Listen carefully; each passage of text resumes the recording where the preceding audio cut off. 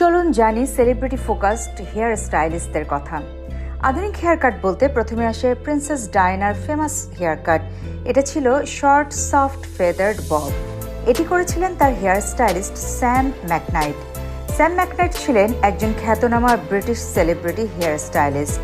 এরা এমন hair stylist বা বারবার যারা ফেমাস সেলিব্রিটিজ, অ্যাক্টর্স, মডেলস, ইনফ্লুয়েন্সার্সদের চুল কাটেন এবং তাদের একটা লুক ডিজাইন করেন। 1990 সালে একটি ফটোশ্যুটের সময় তিনি এই স্টাইলটি তৈরি করেন। সেই স্টাইলটি এতই জনপ্রিয় হয়ে যায় যে ডায়না পরবর্তীতে সেটাই নিজের সিগনেচার লুক হিসেবে রেখে দেন। কিন্তু কত পেমেন্ট দিয়েছিলেন ডায়না এই কাটের জন্য? এখানে একটি মজার ব্যাপার আছে। এই হেয়ার কাটের জন্য ডায়না কোনো টাকা দেননি, কারণ এটি ছিল একটি ফটোশ্যুটের অংশ।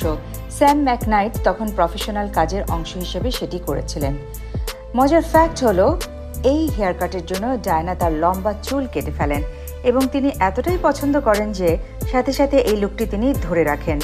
এটি 90-এর দশকে নারীদের মধ্যে শর্ট হেয়ার কাট ট্রেন্ড তৈরি করে। স্যাম ম্যাকনাইট নিজেও বলেন, এটি ছিল তার ক্যারিয়ারের সবচেয়ে আইকনিক কাজগুলোর মধ্যে একটি।